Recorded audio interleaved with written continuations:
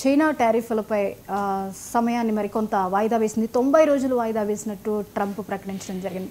అంటే చైనా విషయంలో ఒక రకంగా, భారత్ విషయంలో ఒక రకంగా. భారత్ మీద సుంకాలు విధించడంలో ట్రంప్ ఎంత దూకుడుగా వ్యవహరిస్తున్నారో చూస్తున్నాం. మరి అదే చైనా విషయంలో ఇంత సమయం కూడా ఇస్తుంది అంటే దీన్ని ఎలా అర్థం చేసుకోవాలి? చైనా అంటే ట్రంప్ భయపడుతున్నారా? ఎలా చూడాలి సార్? అంటే ఏప్రిల్లో 245% ట్యాక్స్ వేసాడు చైనా పైన ట్రంప్. ఆ తర్వాత దాన్ని మళ్ళీ 145%కేమో తగ్గించాడు. చైనా కూడా రిటాలియేషన్గా 125% ట్యాక్స్ వేసింది.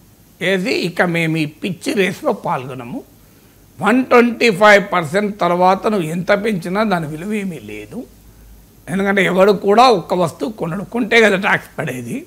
ఒక స్టేజ్ దాటాక ఎవడు కూడా ఆ వస్తువును ఖరీదే చేయడు. అలాంటప్పుడు 125 వేసినా 1125 వేసినా తేడా లేదు కనుక we will not join this mad race అనే చైనా ఊరుకుంది, అక్కడ ఆగింది.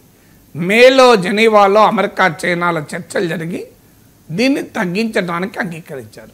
ఇప్పుడు అమెరికా 30% ట్యాక్స్ వేస్తుంది, చైనా 10% ఏమో ట్యాక్స్ వేస్తుంది. సో దీన్ని ఇప్పుడు ఫైనల్గా ఒప్పందం కుదరాలి. ఈ ఒప్పందం కుదరటానికి మరో 90 రోజుల వెసులుబాటు ఇచ్చాడు ట్రంప్ ఏకపక్షంగా. మీరు నవంబర్ వరకు ఇప్పుడు అవకాశం ఉంటుంది.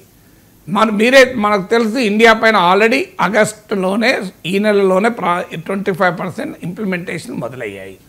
రష్యా నుంచి ఆయిల్ కొంటున్నందుకు మరో 25% వడ్డించాడు. అది ఆగస్టు 27 నుంచి అమలవుతుంది.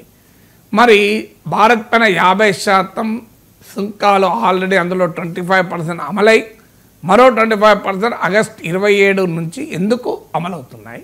చాలా అద్భుతంగా ఉంది. వదిలేస్తే మొత్తం తినేస్తాను, నా సరదా తీరేంత కొంచెం ఇంకొక తిని వదులుతాను. కానీ చాలా బాగుంది. కానీ ఎంత తిక్కుగా ఉంది మీ ఇక్కడ. So nice.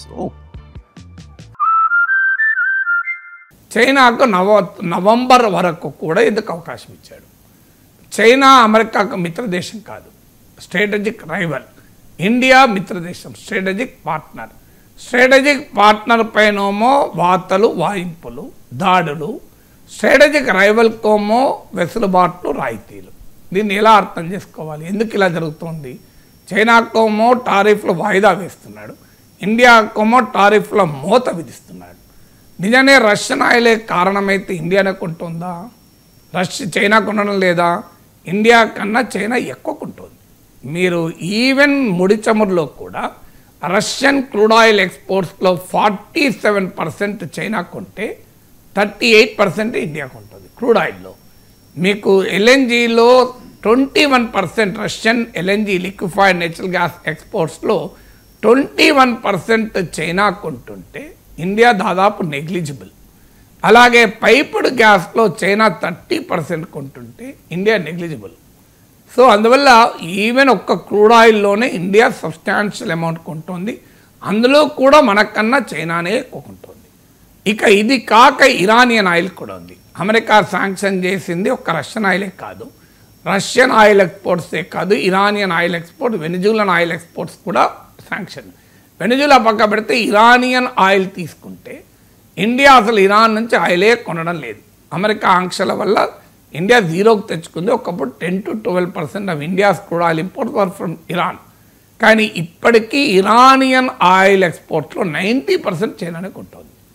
మరి అయినా చైనాకు రాయితీ ఏంటి, ఇండియాకు వాయింపు ఏంటి? ఫ్యాక్చువల్గా ఎక్కడన్నా ఉండాలి కదా. దీనికి మరి కారణం ఏంటి అంటే మనం ఇంతవరకు ట్రంప్ పేరు పెట్టి కూడా ప్రశ్నించడానికి మన ప్రధానమంత్రి సిద్ధంగా లేడు. చైనా ట్రంప్ను వాయించి వదిలేసింది. చైనా సింప్లీ వాయించి వదిలేసింది. ట్రంప్కు అర్థమైన పద్ధతి ఏంటంటే భయపెడితే భయపెట్టించుకుంటాడు, తిరగబడితే పారిపోతాడు. ఇది ట్రంప్ లక్షణం. మీరు ప్రపంచంలో అనేక దేశాల అనుభవాలు చూడండి, ట్రంప్ బిహేవియరల్ స్టైల్ ఇది. చైనా వాడు తిరగబడ్డాడు, మనం తిరగబడలే. ఇప్పటికీ మనం రిటాలియేటరీ టారిఫ్ వేయలే.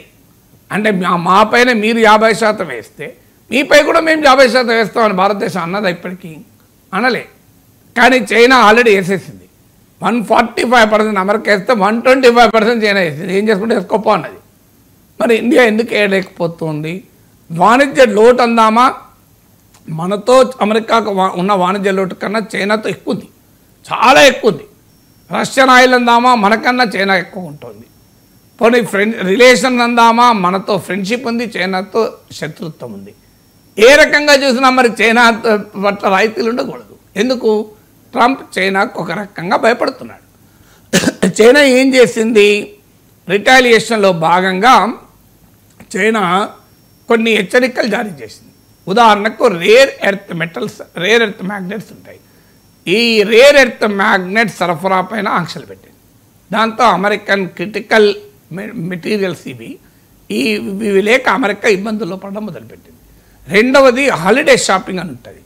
అమెరికాలో మీకు ఇయర్ ఎండింగ్ అనేది క్రిస్మస్ వస్తుంది, న్యూ ఇయర్ వస్తుంది కనుక హాలిడే సీజన్, ఇయర్ ఎండింగ్ ఇది హాలిడే సీజన్ ఫర్ అమెరికా. ఈ హాలిడే సీజన్లో భారీగా షాపింగ్ ఉంటుంది. సో దానికి ముందుగా అమెరికన్ రిటైలర్స్ ఈ డిసెంబర్ జనవరిలో హాలిడే సీజన్ కనుక సెప్టెంబర్ అక్టోబర్ ఆ ప్రాంతంలో ఇంపోర్ట్ చేసుకొని స్టాక్స్ పెంచుకుంటారు. ఎందుకంటే తర్వాత మీకు భారీగా షాపింగ్ ఉంటుంది కనుక. సో ఈ టైంలో కనుక చైనా, ఎందుకంటే ఈ అమెరికా రిటైలర్స్ ఇంపోర్ట్ చేసుకునే వస్తువుల్లో అత్యధికం చైనా నుంచే. ఇప్పుడు కనుక చైనా పైన టారిఫ్లు ఉంటే మామూలుగా ఉండదు, బీభత్సంగా అమెరికాలో వస్తువుల ధరలు పెరుగుతాయి. ఆల్రెడీ అమెరికాలో ఇన్ఫ్లేషన్ పెరుగుతోంది, వస్తువుల ధరలు పెరుగుతున్నాయి. అందువల్ల ఈ అవకాశాన్ని చైనా వాడుకుంటుంది. అంటే చైనా పైన అమెరికా ఆధారపడడం వల్ల మీకు చైనాకు ట్రంప్ భయపడాల్సిన పరిస్థితి. మూడవది ఏంటి? అమెరికన్ ట్రెజరీస్లో, అమెరికన్ ప్రభుత్వ బాండ్లలో పెద్ద ఎత్తున చైనా పెట్టుబడి పెట్టింది. చైనా కాదు, జపాన్ కూడా పెట్టింది. ఆ మధ్య జపాన్ వాళ్ళు కాస్తంత అమ్మేస్తే అమెరికన్ బాండ్ ప్రైసెస్ భారీగా పడిపోయాయి. చైనా కూడా ఒక ఇండికేషన్ ఏమి ఇచ్చిందంటే, జపాన్ కొద్దిగా అమ్మితేనే మీ పరిస్థితి ఇట్లయింది, మేము కనుక భారీగా అమ్మడం మొదలు పెడితే చైనా ప్రభుత్వ బాండ్ మార్కెట్ కాస్త కుప్పకూలుతుంది. చైనా ఎకానమీ, చైనా కనుక ఆ షాక్ ఇస్తే అమెరికన్ ఎకానమీ విలవిలలాడుతుంది, అమెరికన్ స్టాక్ మార్కెట్లు దెబ్బతింటాయి, అమెరికన్ ప్రభుత్వ బాండ్లకు ట్రెజరీ బిల్లకు విలువ లేకుండా పోతుంది. అందువల్ల ఈ రకంగా చైనా బెదిరించడం వల్ల అమెరికా అనివార్యంగా వినాల్సి వస్తుంది. అందుకే ట్రంప్ ఇవాళ ఎట్లా బయటపడాలి ఎగ్జిట్ స్ట్రాటజీ లేక విలవిల తాడలాడుతున్నాడు. Jinping is my friend so అని మొదలు పెడుతున్నాడు. మోడీ ఫ్రెండ్ కాదన్న, జింపింగ్ ఫ్రెండ్ అట. సో అందువల్ల చైనాతో ఇప్పుడు జింపింగ్తో సమ్మిట్ మీటింగ్ కోసం ఆరాటపడుతున్నారు. చైనాతో ట్రంప్ జింపింగ్ సమ్మిట్ మీటింగ్ పెట్టుకొని దీన్ని ఏదో రూపంలో తానే గెలిచానని చూపెట్టుకొని చైనాతో మొదలుపెట్టిన ఈ వాణిజ్య పోరు నుంచి బయటపడాలని ట్రంప్ చూస్తున్నాడు.